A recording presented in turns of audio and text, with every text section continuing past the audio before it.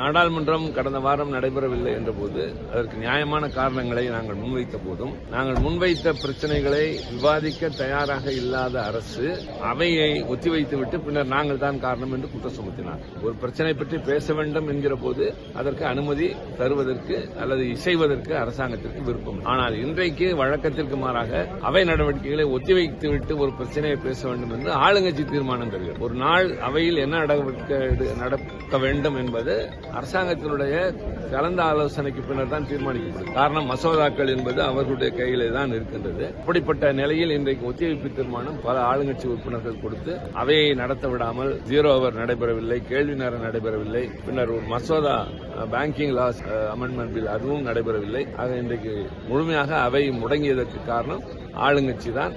ஆக எங்களை இத்தனை நாள் குறை சொன்னவர்கள் அவர்கள் முன்மாதிரியாக நடந்து கொள்வதற்கு மாறாக நாடாளுமன்றத்தை முடக்குகிறார்கள். மக்கள் தயவு செய்து இதை பார்த்து அவர்கள் உண்மையான முகம் என்ன என்பதை தெரிந்து கொள்ள வேண்டும்.